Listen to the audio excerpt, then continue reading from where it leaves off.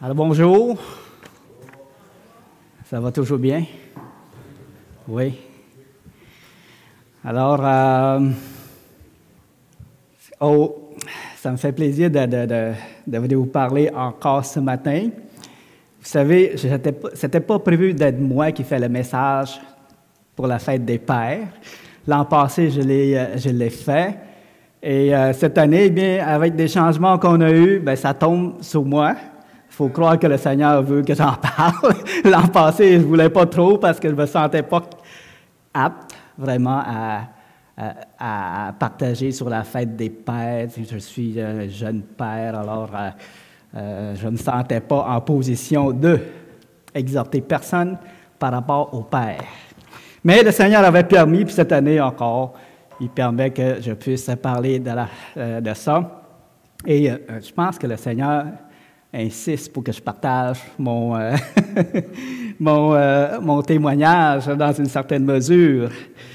Vous savez, l'an passé, si vous vous souvenez bien, j'avais parlé de... Qui se souvient de ce qu'on avait parlé? Des pères, hein? On avait mis l'accent sur la présence du Père. Puis on avait écouté la vidéo, là, Papa Outé. Vous vous souvenez de ça? Papa Outé. Puis, c'était de très bonnes réflexions dans cette chanson-là. Puis, cette année, je n'avais pas l'intention de parler de ça encore, Papa Outé, ou de l'absence des pères, mais devinez quoi? Cette semaine, pendant que je préparais mon message concernant la fête des pères, quand j'allais m'asseoir à l'ordi pour continuer à préparer ça, j'ai lu des pages, des documents ouverts déjà dans l'ordi qui parlaient de l'absence des pères. Puis c'était mon plus vieux qui venait de quitter l'ordi. Fait que là, je me suis dit, ouais, il lit ça concernant l'absence des pères. Comment est-ce que ça peut affecter quelqu'un dans sa vie d'adulte, et ainsi de suite. Il y avait plusieurs documents. Puis là, je me suis dit, ouais, pourquoi est-ce que mon garçon, il regarde ça? C'est-tu parce que je ne suis pas assez présent? Ça m'a comme parlé. Donc, Cossal, t'es-tu un père absent là, pour que ton enfant lit ça? Ait le besoin de regarder ça, de consulter ça? Puis je me suis dit, ouais, je vais lui en parler, parce que si vraiment je suis un père absent, alors j'aimerais j'aimerais savoir en quoi je suis absent et comment je peux faire pour redresser la situation. C'est mon désir. Alors quand il est revenu de son travail, je l'ai collé, je lui ai dit, hey, Boris, tu sais, tu as lu des documents, pourquoi tu as lu ça? C'est parce que tu trouves que je ne suis pas assez présent? Elle dit, oh non, pas de problème, papa, tu es bien présent, tout ça. C'est parce que j'ai fait une recherche dans mes études, parce que lui, il veut étudier en psychologie plus tard. Alors, je fais des recherches pour mon école, puis là, c'est le sujet du fait de la présence du père dans le foyer, et ainsi de suite. Alors, je dis, ah ouais, OK, c'est bon, ça, c'est toute qu'une coïncidence. Puis quand j'ai vu ça, je me suis dit, ouais, c'est intéressant ce qui est écrit là. Alors, je vais vous en partager un peu, juste comme pour faire suite à ce qu'on a parlé l'an passé concernant l'absence du Père. Dans ce que j'ai lu, dans ce que Boris avait lu, ça parlait d'un site qui s'appelle Men Alive. Ça, ça a été... Le but de ce site-là, c'est vraiment encourager les hommes dans les problèmes qu'ils peuvent rencontrer, par exemple la colère, l'impatience, ainsi de suite. Puis le fait aussi les aider dans les relations conjugales aussi, avec leur père, etc. Donc, c'est un homme qui s'appelle Jed Diamond, qui est le fondateur de ce site-là. Et lui, c'est un docteur dans son métier, là, pour les relations sociales, tout ça. Et sur ce site-là, voici ce qui est écrit. 20 millions d'enfants vivent dans un foyer dont le père est physiquement absent. Et il y en a davantage qui vivent avec un père présent de corps, mais absent d'esprit. OK? Et là, il dit, l'absence paternelle est une épidémie, si on le compare à une maladie. OK? L'absence paternelle est une épidémie dont il faut porter attention au même titre qu'une urgence nationale. C'est fort un peu, mais c'est ce qui a été écrit. Et lui-même, à l'âge de 5 ans, il était séparé de son père. OK? Puis même sa mère, à l'âge de 5 ans, son père était mort quand sa mère avait l'âge de 5 ans. Donc, dans la famille, il y avait comme une carence de la présence du père depuis une génération d'avant. Et lui en a beaucoup souffert à cause de ça. Et il a écrit un livre qui s'appelle « Mon père distant », en anglais, « My Distant Father ». Et voici ce qu'il a dit en commentaire. Il dit « Le traumatisme de grandir avec un père absent a contribué à mes propres crises de dépression, de dépendance sexuelle et de relations destructrices. » OK? Pour la première fois, je partage des expériences de vie brutes et personnelles et mon propre cheminement de guérison. Découvrir le père de ma mère, décédé alors qu'elle avait 5 ans, m'a aidé à comprendre que la blessure causée par l'absence du père avait des conséquences aussi bien pour les hommes que pour les femmes. OK, quand que le père est absent, ce n'est pas juste le petit gars qui en souffre. La petite fille aussi en souffre. C'est ça ce que ça veut dire. Et il dit, la colère et la rage des hommes, depuis la violence conjugale jusqu'aux fusillades dans les écoles, ont leurs racines dans le traumatisme causé par un père absent et une famille dysfonctionnelle. C'est selon ses découvertes. Je continue dans cette lignée-là. Je ne veux pas passer tout mon temps dans ce fait-là, mais c'était intéressant ce que Borisov avait lu, alors je voulais vous partager. Sur un autre site, santéplusmac.com, ça dit ceci. « De nos jours, malgré l'importance du rôle de la mère dans l'éducation de l'enfant, on attribue toujours à la fonction paternelle de nombreuses qualités éducatives. Sa présence effective permettrait à l'enfant de se forger un fort caractère, un caractère solide, et une grande confiance en soi. » OK, on sait qu'en tant que chrétien, on ne veut pas miser sur le soi, mais en tant que chrétien, c'est important de reconnaître sa valeur dans le Seigneur, comme ça a été mentionné. Ne pas se voir moins que rien puis être découragé, parce que le Seigneur ne nous voit pas moins que rien. Il nous voit comme étant des bijoux précieux dans sa présence, qu'il a donné sa vie pour sauver, comme ça a été mentionné par notre frère Sylvain également tantôt. Donc, si je continue la lecture. « Ainsi, le Père joue un rôle important car il n'est pas seulement le géniteur, mais aussi un protecteur qui doit aussi imposer des limites en faisant preuve d'autorité. Il doit inculquer des principes et des valeurs morales à ses enfants afin de les rendre responsables. » Tout qu'un contrat. En tant que père et enfant de Dieu, moi je pense qu'on peut remercier le Seigneur du privilège qu'il nous a donné d'être père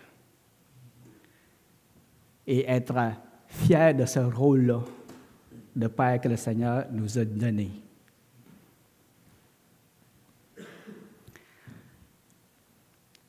Puis, c'est un rôle qui implique des sacrifices, hein, parce qu'on ne peut pas agir comme on veut, sans tenir compte des conséquences ou des impacts sur les enfants. Puis, ceux qui ne sont pas prêts à prendre cette responsabilité-là, eh bien, tant qu'à moi, ils ne devraient pas avoir des enfants. Et il faut bien se comprendre, prendre des responsabilités de père ne veut pas dire être parfaitement formé et avoir toutes les compétences de père. Ce n'est pas un critère, parce que si on attendait d'avoir ce critère-là, il n'y aurait pas beaucoup de pères dans cette salle. OK? Alors, prendre ses responsabilités de père, là, c'est accepter les défis et ne pas abandonner son rôle de père, quoi qu'il arrive. Quoi qu'il arrive. Et il va en arriver des choses. Il va en arriver des choses. Avec notre épouse, avec nos enfants, avec plein d'autres choses, avec le travail, et bien d'autres encore, il va en arriver. Êtes-vous prêt à continuer? Êtes-vous prêt à avancer? À garder votre rôle de père jusqu'à la fin? Et d'agir selon la volonté de Dieu, selon les responsabilités que Dieu vous donne en tant que Père. Seigneur Dieu éternel, tu es grand, tu es digne de louange, digne d'adoration, Seigneur. Toi, notre Père, toi, notre Dieu, toi, notre Sauveur, toi qui nous as aimés et qui nous as fortifiés et qui nous a montré le chemin à suivre, qui nous a enseigné les vertus de ta grâce, Seigneur. Toi qui nous a sanctifiés et qui nous a fait voir la profondeur de ton amour et de ta grâce, Seigneur. Oui, sois béni éternellement, Seigneur. Je te loue, Seigneur Dieu, de ce que tu nous as sauvés, de ce que tu nous as parlé à nos cœurs et de ce que aujourd'hui nous marchons dans tes voies et nous connaissons ta volonté à propos de la famille, Seigneur Dieu. Et merci pour tout, Seigneur. Nous savons que dans toutes ces responsabilités, nous ne sommes pas seuls. Tu es là avec nous pour nous aider, Seigneur. Amen. Avant de continuer, j'aimerais qu'on puisse visionner une vidéo que l'an passé, je voulais vous montrer, mais je n'ai pas pu le préparer. Mais cette année, je pense, vous allez reconnaître la vidéo. C'est le début du film « Courageuse ». Puis j'aimerais qu'on visionne ensemble puis que je puisse commenter juste un petit peu.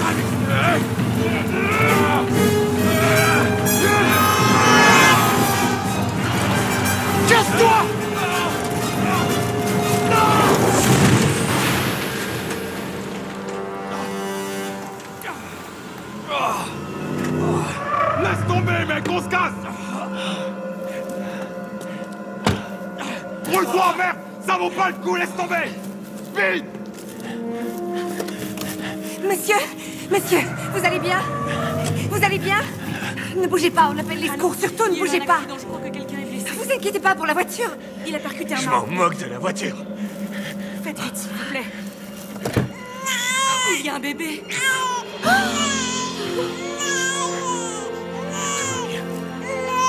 Il y a un bébé dans la voiture. Je crois pas. Oui, il va bien. Oui, son papa est avec lui. Il est blessé, mais je crois que c'est pas trop grave. Papa est là.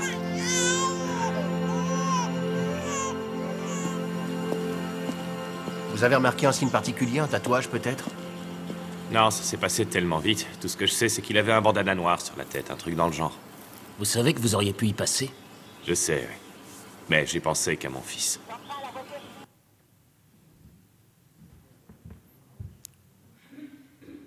Super scène, je trouve. Qu'est-ce que c'est que d'être un père?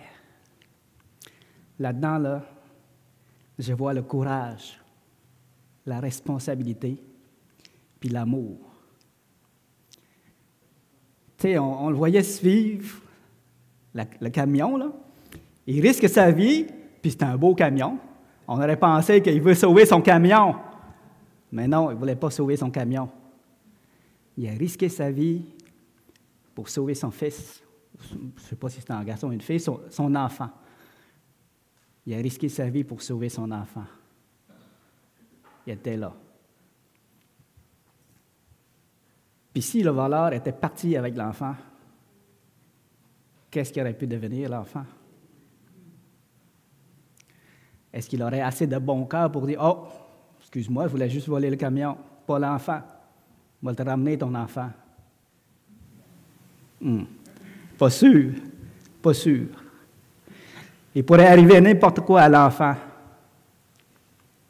excepté le fait d'être élevé avec l'amour de ses propres parents. OK? Alors, moi, j'aime bien mentionner cette chose-là, l'amour d'un père. Le proverbe japonais, il y a un proverbe japonais qui dit « L'amour d'un père est plus haut que la montagne. » Ce n'est pas tous les pères, on le sait. Il y a des pères qui négligent leurs enfants. Il y a des pères qui maltraitent leurs enfants. On a même entendu qu'il y a des pères qui mettaient leurs enfants, et la mère aussi, dans une cage. Ils les élevaient dans la cage. Il y a des pères qui ne nourrissaient pas leurs enfants. Puis il y en a d'autres qui attachaient son enfant après un arbre, comme un chien. Ça existe, ça aussi. Mais ce n'est pas normal. Ça, c'est l'œuvre du malin. C'est l'œuvre du malin. La volonté de Dieu, c'est que l'amour du Père est plus haut qu'une montagne, comme on a vu ici, dans ce film-là.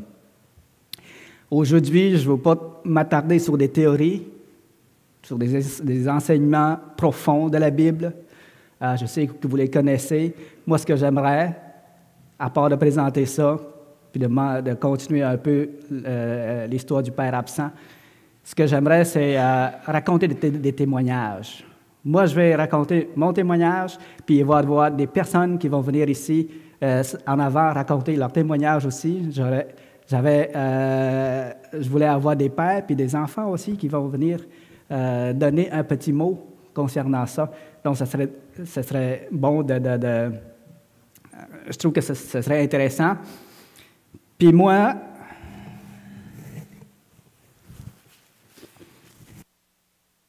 commencer par mon propre témoignage. Vous savez, avant d'être marié, là, je ne rêvais pas d'avoir d'enfants. Je suis peut-être bizarre, mais c'est comme ça.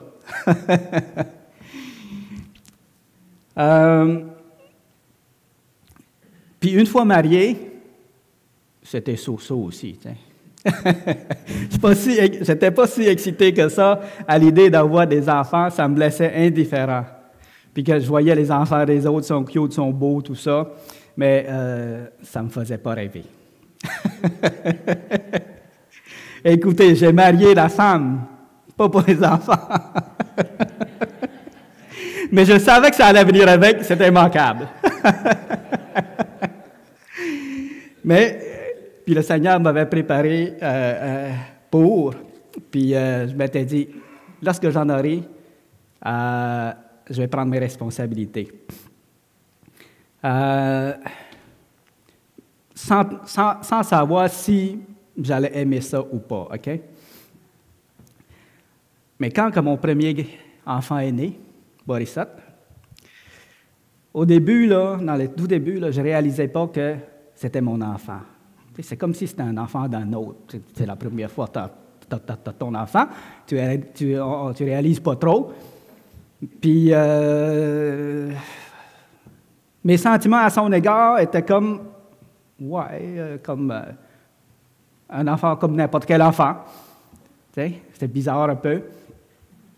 Mais quand j'ai entendu ma femme l'appeler « mon cœur », elle lui parle, puis elle dit « mon cœur », puis « mon dynamo ».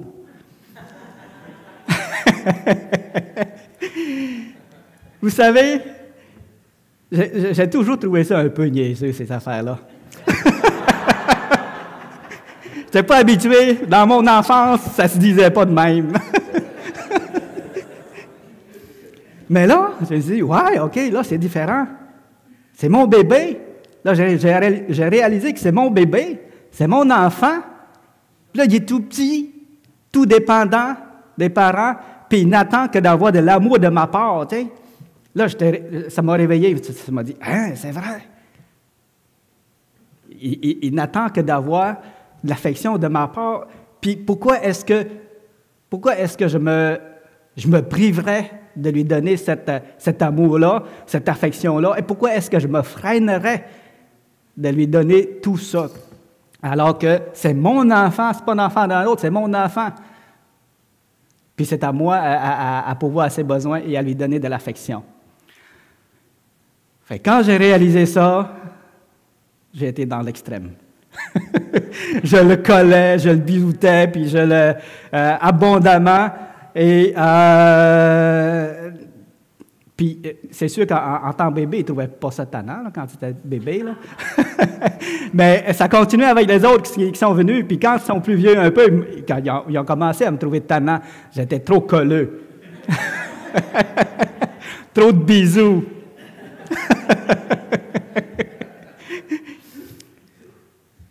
Puis, je suis quand même béni parce qu'ils ont quand même accepté et toléré, même s'ils me trouvaient tannant, là, ils ont quand même accepté que je les colle, tout ça.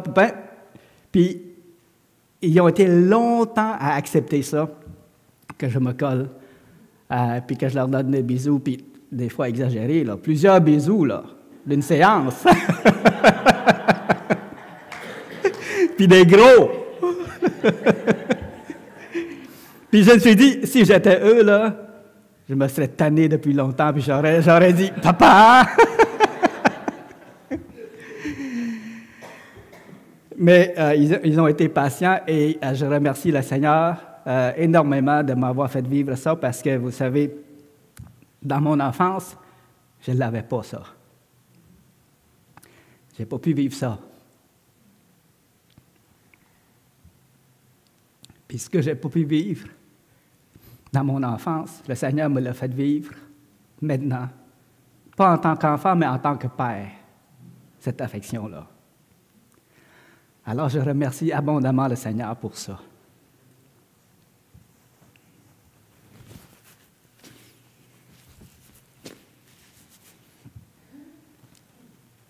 Maintenant, ils sont plus vieux. Ils sont plus persistants à mettre leurs mains. Mais je les comprends, par exemple, je les comprends.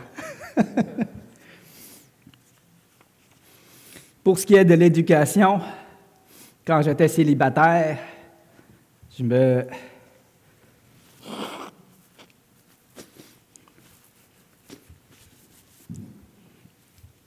m'étais dit, si un jour je devais avoir des enfants, je serais un bon père. J'étais chrétien dans ce temps-là. Je serais un bon père. Je vais leur enseigner l'obéissance, le respect. Je vais leur inculquer les valeurs chrétiennes. Je vais surtout leur enseigner à connaître Dieu, à aimer Dieu, pour qu'ils soient sauvés par la grâce de Dieu, pour que mon Dieu soit leur Dieu. Ça, c'est important.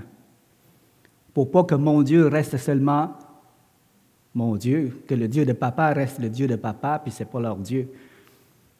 Mon désir, c'est que mon Dieu soit leur Dieu et mon Sauveur soit leur Sauveur. Puis si ça, là, ça se réalise, là, ça va mettre toutes les baumes sur toutes les gaffes que j'aurais pu faire en tant que papa. C'est ce que je me dis, parce qu'on fera toujours des gaffes. Soit comme homme, humain, père, même enfant de Dieu. On fera toujours des gaffes. Je voulais qu'ils soient de bonnes personnes pour la société.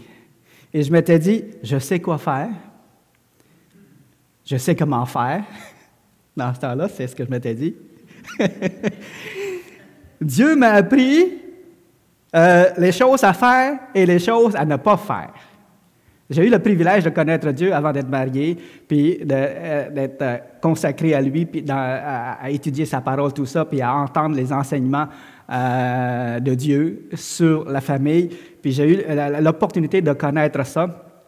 Et puis je me suis dit, par la grâce de Dieu, Dieu m'a outillé pour devenir un bon père. Wow! Il s'en est fallu de peu que je me mette à donner des conseils au père alors que j'étais célibataire. Voyez-vous? Mais vous savez quoi? Ça ne s'est pas passé exactement comme ça. Pas comme je l'ai imaginé. C'est facile de connaître des principes puis de les dire aux autres. Mais quand vient le temps de les appliquer soi-même, c'est pas la même chose. C'est pas la même chose. Mais déjà que Dieu ait mis ce désir-là dans mon cœur et cette connaissance-là, je me suis dit, c'est quand même une bonne préparation. C'est un bon début. Et je crois que tous ceux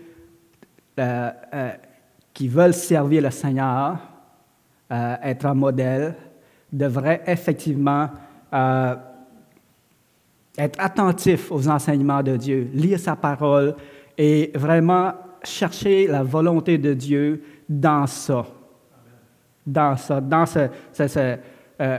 À l'égard de la famille, à l'égard des rôles et responsabilités de chacun, d'en connaître. Vous ne serez jamais des experts, mais en connaître et chercher à les mettre en pratique. Puis c'est ce que le Seigneur nous demande. Il n'y a pas de recette miracle dans la parole de Dieu pour devenir un bon père. Non, il n'y a que des principes à mettre en pratique. OK? Puis, malgré tout ça, malgré que je savais qu'est-ce qu'il faut faire, je me suis aperçu que j'ai fait des gaffes, puis j'ai fait des torts à mes enfants. OK? La parole de Dieu nous dit, « Père, n'héritez pas vos enfants de peur qu'ils ne se découragent. » Puis moi, ça m'a parlé, ça. Ça a resté toujours dans ma tête. Cossard, fais attention pour ne pas hériter tes enfants. Tu veux des enfants heureux, pas des enfants irrités. OK? Puis, ça a resté dans ma tête. Je voulais éviter ça à tout prix. Puis, malgré tout, je me suis aperçu que j'en ai hérité un. Voyez-vous? On ne peut pas. Puis là, c'est là que j'ai compris. Mais, puis, tout en faisant ce que je croyais juste et biblique. OK?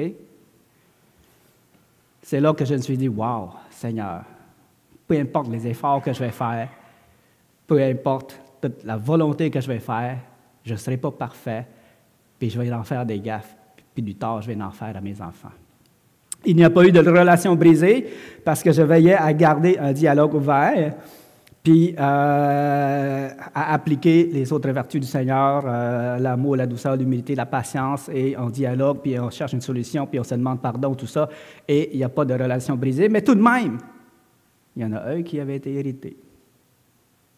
Force est de reconnaître ça, puis de reconnaître qu'on n'est pas parfait, qu'on est faillible, malgré tous nos efforts.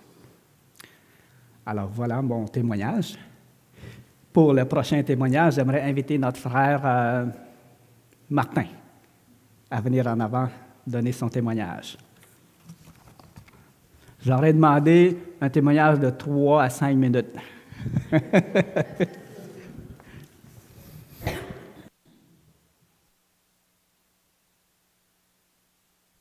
Ça que je me suis fait un petit papier. Sans ça, ça aurait été 2 à 3 heures. Vous savez, tout le monde vient d'une famille nombreuse, 12 enfants. Je suis le 12e de 12 enfants. Puis moi, des enfants, tout le monde sait comment j'aime ça. Je capote ces enfants. Mais quand je suis devenu père, il y a une chose que j'ai vraiment appréciée, c'est que de pouvoir aimer mes enfants sans mesure. Ça veut dire, comme tu disais tout à l'heure, les prendre, les bécoter, jouer avec eux. J'aime ça, jouer avec les enfants. J'avais 9 ans, puis j'avais hâte d'avoir mes enfants. C'est juste pour vous dire comment quand j'ai eu des enfants, comment j'étais heureux.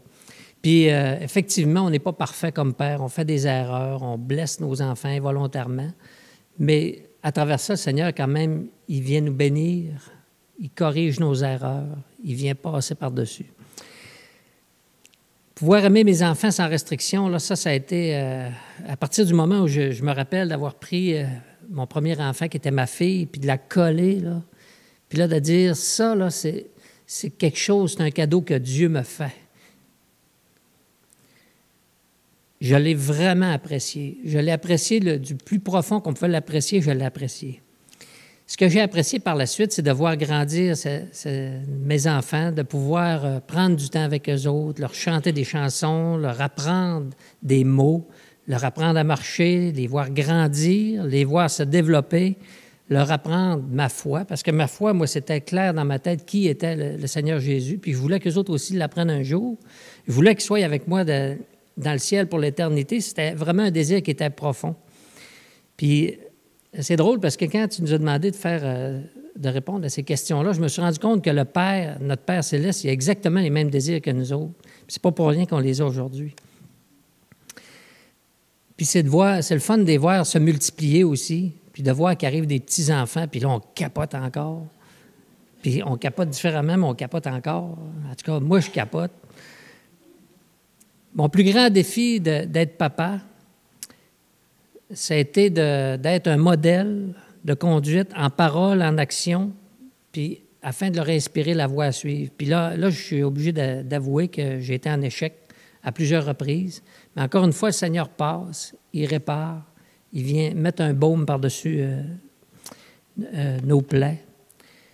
Puis j'ai d'essayer de demeurer fidèle aussi. Mon plus grand désir pour mes enfants, et maintenant mes petits-enfants, ça sera un jour de les avoir avec moi auprès du Père pour l'éternité, auprès du Seigneur Jésus, puis qu'eux autres aussi deviennent à leur tour des témoins fidèles de Jésus-Christ. Une anecdote, quand je chante ou prie avec mes petits-enfants, je retrouve exactement la même étincelle que je voyais dans les yeux de mes enfants quand ils étaient petits. Puis là,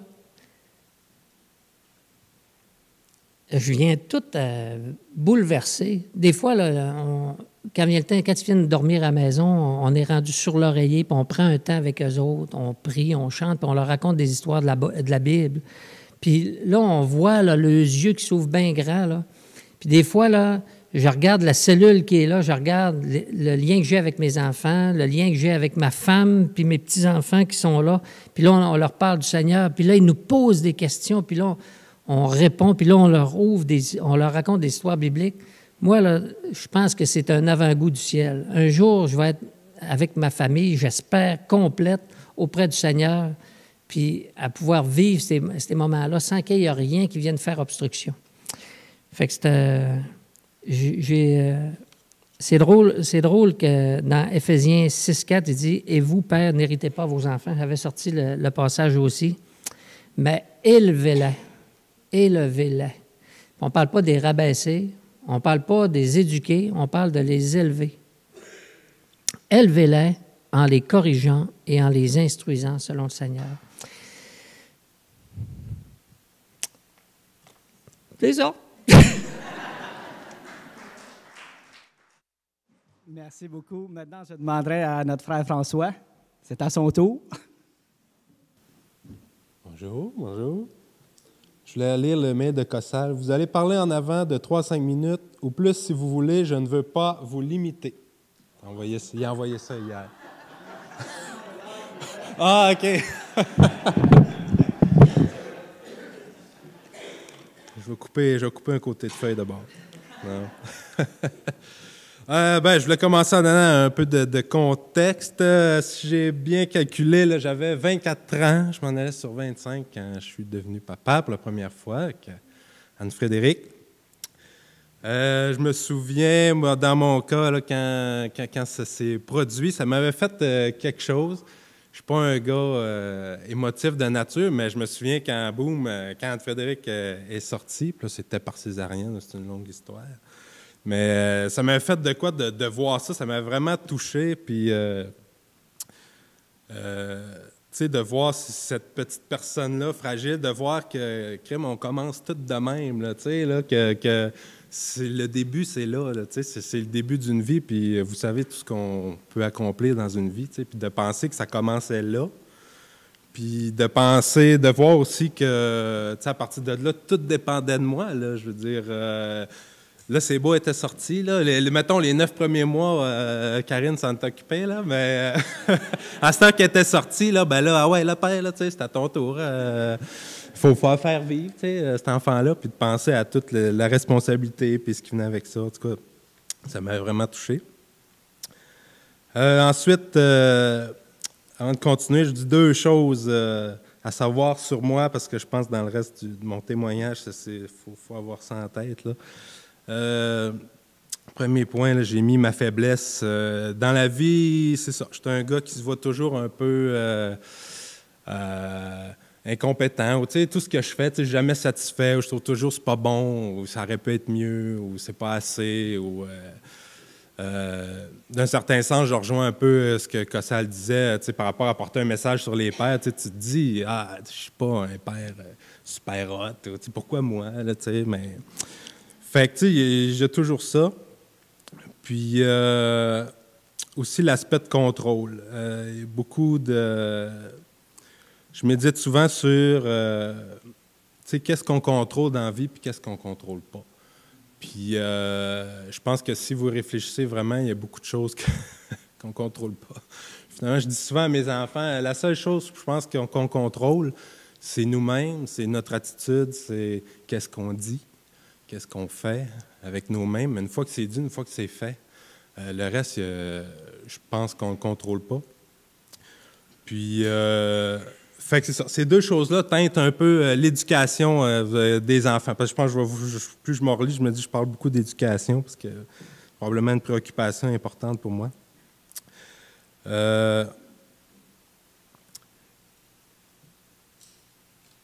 Cassan nous a donné une couple de questions. Une des questions, c'était « Qu'est-ce qu'on désire le plus pour nos enfants? » Bien, là, je vous rejoins tous les deux, Martin, Cossal. On veut que nos enfants suivent le Seigneur. C'est sûr, c'est ça qu'on désire le plus.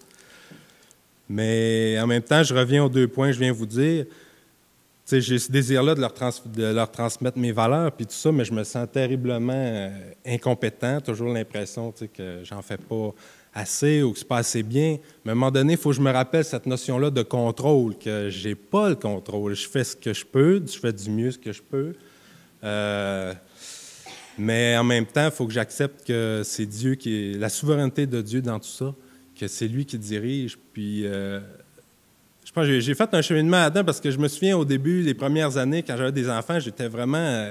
je parlais souvent à Dieu, puis ça me choquait. Je disais, Dieu, je peux pas croire que tu me donnes des enfants pour les envoyer en enfer. Tu sais, je dis, si tu me les as donnés, c'est parce que tu vas les sauver, quelque chose. Tu sais, puis l'idée qu'ils ne soient pas sauvés me choquait énormément.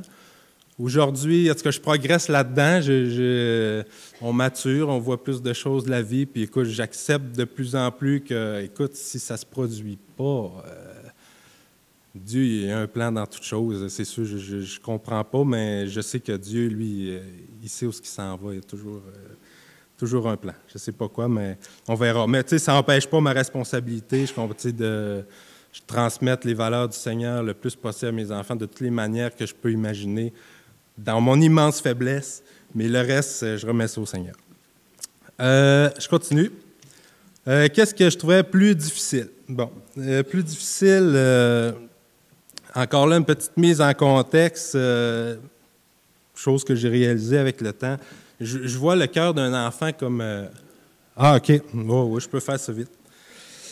Le cœur d'un enfant, c'est un terrain, je trouve, super fertile, OK? On lance des graines. Nous, comme parents, là, on piche des graines. Puis, mais il y en a aussi beaucoup qui viennent de l'extérieur, qu'on n'a pas le contrôle. Tu sais, je reviens à la notion un peu de contrôle. Puis ces graines-là qui tombent dans le cœur de l'enfant, on ne sait jamais ce qui va arriver. On ne sait jamais c'est à laquelle qui va pousser.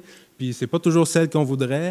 Puis des fois, c'est une graine anodine, puis boum, elle prend full de place. Puis des fois, ou des fois pas, tu sais, on ne sait jamais. Fait que dans tout ça, une chose que j'ai trouvé difficile, c'est voir ses défauts dans ses enfants, OK? C'est vrai, tu sais. Puis ça te force à te regarder. Puis là, tu vois ton enfant, tu dis « Ah non, c'est vrai, je suis de même. » Puis là, ça te force à te remettre en question, puis toi à changer, parce que tu veux pas qu'il devienne comme toi, tu sais. Tu vois cette graine-là qui germe en lui, puis c'est pas ça que tu voulais, tu sais. C'est ça. Ça, c'est une chose difficile. J'ai mis voir... ces enfants forgés par nos défauts. Des fois, ils n'adoptent pas notre défaut, mais ils vont réagir par rapport à un défaut. Écoutez, j'ai mis 2 exemples rapides. Là. Élever la voix. Nous, comme pères, souvent, bon, on ne crie pas après nos enfants, mais on est capable de parler fort. Hey! Mais la première fois qu'un enfant m'a répondu en élevant la voix, ça m'a fait un choc. T'sais. Je me suis dit, Colin, mais... Il fait comme moi, je le comprends, je suis en train d'y crier après, il me crie après. Fait que c'est dur. Mais tu sais, vous voyez ce que je veux dire, ça nous force à changer, à se remettre en question. À partir de ce moment-là, je me suis dit, hey, je ne crierai plus après mes enfants, je veux pas prendre cette voie-là, là, tu sais. Mais c'est sûr que j'ai pas été parfait, j'ai refait des erreurs, mais c'est pas grave. En tout cas, c'est ça. Une autre chose difficile, je voulais parler, c'était le premier mensonge. La première fois qu'un enfant... T'as dit un mensonge, c'est difficile. Mais ça nous aide beaucoup, ça nous met beaucoup en perspective par rapport à Dieu. Beaucoup de choses. Je dis, OK, Seigneur, c'est comme ça que tu te sens quand je pêche envers toi. Tu sais. La première fois qu'il te ment, tu te dis, mais pourquoi? Tu sais, pourquoi il ment? Est-ce que là, tu te remets en question? Je suis trop sévère? Ma conséquence est démesurée? Qu'est-ce qui se passe? Il n'y a plus confiance en moi? Tu sais, bon. Puis... parfois, avec le temps, même, ils peuvent devenir... Les premières fois, c'est facile à voir, mais avec le temps, des fois, les mensonges sont plus difficiles à détecter. Fait que comment j'agis là-dedans comme parent, là, tu sais? Beaucoup de raisonnement là-dessus. Bon, je termine avec... qu'est-ce que j'apprécie le plus? Ah oui, quand ils sont jeunes, ce que j'appréciais, c'est que c'était super facile de leur faire plaisir. Tu sais, c'est tellement un enfant, tu lui donnes une petite affaire, il est tout content. Puis encore là, ça alimentait mes réflexions par rapport au Seigneur qui il nous demande d'avoir un cœur d'enfant qui apprécie peu de choses, qui croit sur parole ses parents. Ce que j'aime maintenant qu'ils grandissent, tout ça, c'est le partage des passions, les loisirs. Tu sais, on fait de plus en plus de choses ensemble, c'est le fun. On parle, moi je suis beaucoup dans les jeux vidéo, on parle de Pokémon, de Fortnite, bon, comme ça. Ou regarde, randonnée pédestre, tu vois, ils aiment ça. On fait du vélo, des trucs comme ça. Ça, c'est le fun. Puis, non, c'est bon, c'est ça. Écoutez, c'est ça, ça fait 12 ans. Frédéric a 12 ans. Fait que c'est un peu ça, là, mon expérience après 12 ans, mais je sais qu'il y a encore beaucoup de choses à venir, puis c'est ça.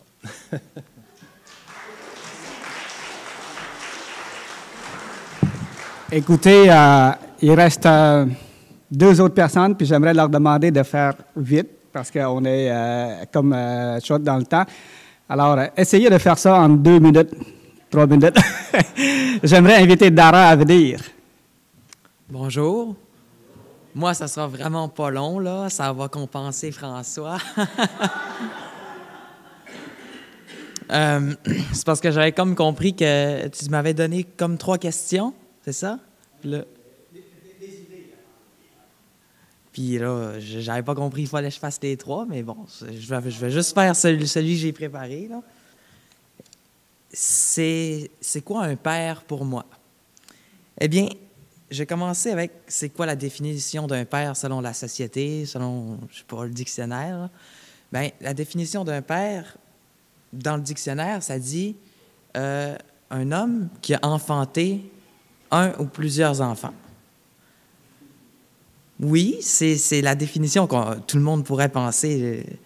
la première chose qu'on pense. Là. Mais j'ai réfléchi, puis quand un homme adopte un enfant, ben là, il ne l'a pas enfanté, mais est-ce qu'il est quand même le père de cet enfant-là? Tu sais, s'il s'en occupe, s'il l'aime, puis s'il fait comme un vrai père ferait, est-ce qu'on peut le considérer comme étant le père de l'enfant qu'il a adopté quand même? Eh bien, selon moi, oui. Puis, ça m'amène à vous dire c'est quoi un père pour moi, parce que c'est pas juste d'enfanter un fils ou une fille, c'est un père, il est compréhensif envers ses enfants. Pour moi, un père, il a à cœur son bien-être. Hein? Il va s'en occuper. S'il voit que, mettons, il est triste, il va lui demander pourquoi, puis il va essayer de régler les problèmes. Un père, il aime son enfant, n'est-ce pas? Comme François il a partagé, on voit qu'il aime ses enfants. Ben c'est ça, un père. Un père aussi, il veut aider son enfant dans son cheminement personnel. Il supporte du mieux qu'il peut. C'est ça. C'est tout. Merci. Alors, notre dernier, Philippe. Oui. Wow. Ça faisait longtemps. D'accord, alors qu'est-ce que... Merci, Cossal, de me permettre de partager ma joie d'être père. Puis, d'ailleurs, c'est ce que en mettant ça en prière, c'est ce qui est ressorti beaucoup, là. C'est ce que j'ai dans le cœur, sûrement, c'est la joie d'être père, même si j'ai pas une grande expérience, hein, je vous avertis. J'ai qu'un enfant, puis il y a 9 mois et demi, donc c'est pas... J'ai pas une grande expérience à partager, mais je vais vous livrer mon témoignage quand même, puis ce que je pense qu'il en est par rapport aux questions que tu m'as données. Merci de m'avoir donné au moins une petite aide-mémoire. Qu'est-ce que vous appréciez le plus d'être père? Ce que j'apprécie le plus d'être père, bien, tout d'abord, c'est l'honneur que Dieu me donne de pouvoir être responsable d'une de ses créatures. En fait, c'est son chef-d'œuvre, donc ça me remplit de joie, comme je disais. Et puis, ce que j'apprécie le plus par rapport à ça, c'est vraiment le... Qu'est-ce que je voulais dire déjà? J'aurais dû prendre des notes. Ce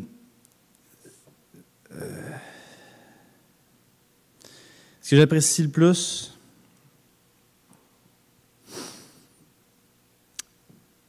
c'est le privilège que j'ai de pouvoir être responsable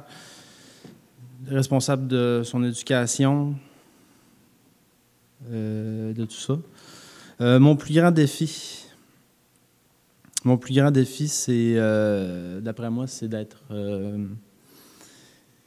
c'est de remettre son sort, en fait, dans les mains de Dieu. En fait, c'est ma responsabilité, comme je disais, ça va être ma responsabilité de l'éduquer, de lui donner, d'inculquer des valeurs chrétiennes, comme tu disais, Cossal. Puis, lorsque ça va arriver le temps de le faire, j'espère être bon pour le faire, mais sa destinée éternelle ne m'appartient pas. Et puis, je dois remettre aussi, je sais qu'il va arriver plein d'affaires dans sa vie, donc je n'ai pas le contrôle, comme tu disais, François. Donc, c'est ça, il va arriver plein d'affaires dont je n'ai pas le contrôle. Donc, remettre son sort entre les mains de Dieu, vraiment, de pouvoir être... tout ce que je n'ai pas le contrôle, en fait, c'est lui qui en a le contrôle. Donc, de lui remettre ça. Ensuite, quel est mon plus grand désir pour mon enfant? En fait, j'en ai qu'un. Donc, pour l'instant, tout ce qui me vient en tête vraiment, c'est qu'ils connaissent Jésus. Là. Donc, c'est qu'ils puissent connaître Jésus, le suivre fidèlement, comme mon frère disait tout à l'heure. Ensuite, un témoignage heureux. En fait, pardon? C'est pas obligé? Ah, mais je veux le faire. Ouais. S'il vous plaît. Ce sera pas long. En fait, il y en a beaucoup, mais je vais y aller de manière plus générale. Ce que je trouve heureux dans le fait d'être... le témoignage heureux que j'aurais à donner, c'est vraiment de voir à chaque fois, quand je regarde mon enfant, puis que je vois qu'il découvre une nouvelle affaire. Tu sais, qu'il développe une nouvelle aptitude, qui lui permet de s'épanouir, de grandir, puis de prendre assurance sur lui. Donc, c'est ça, à chaque fois que tu vois aussi son contentement d'avoir appris quelque chose de nouveau. Comme là, il vient de commencer à marcher à 4 pattes. Là, puis là, il découvre le monde, là, il peut se rendre où ce qu'il veut. Là, c'est juste fou. Fait que c'est ça, en général, c'est vraiment ce que je trouve heureux. Merci beaucoup. C'est tout.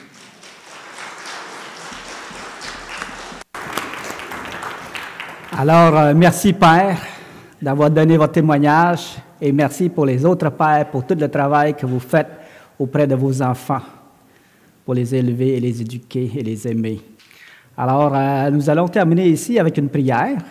On n'aura pas de chant après parce qu'on est déjà tard.